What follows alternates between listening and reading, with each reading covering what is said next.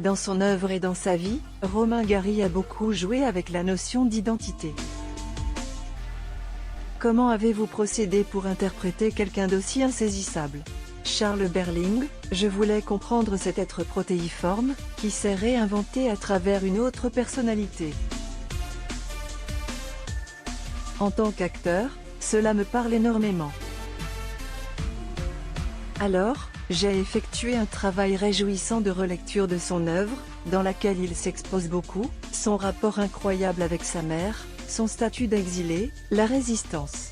Et j'ai aussi eu la chance de discuter avec sa nièce, Anna Pavlovitch, la directrice des éditions Albin Michel, note de la rédaction, qui l'a connue jusqu'à ses 8 ans.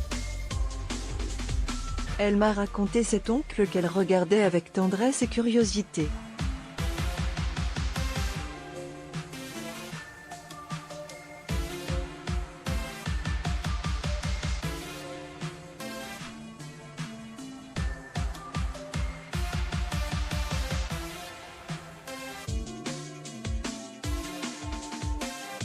À lire également Charles Berling bisexuel, cette raison très précise qui l'a poussé à faire son coming out. L'enchanteur montre un Romain Gary charmeur, drôle, colérique, susceptible.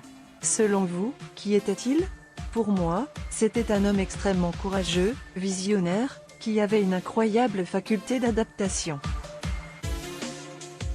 Son œuvre traduit ses valeurs profondes de liberté et de justice. Le titre du téléfilm fait référence à son livre Les Enchanteurs, mais aussi à quelqu'un qui enchantait, dans le sens où il brouillait les pistes, où il amadouait, comme certains le font avec les serpents. Gary était charmeur pour assouvir son besoin permanent de reconnaissance.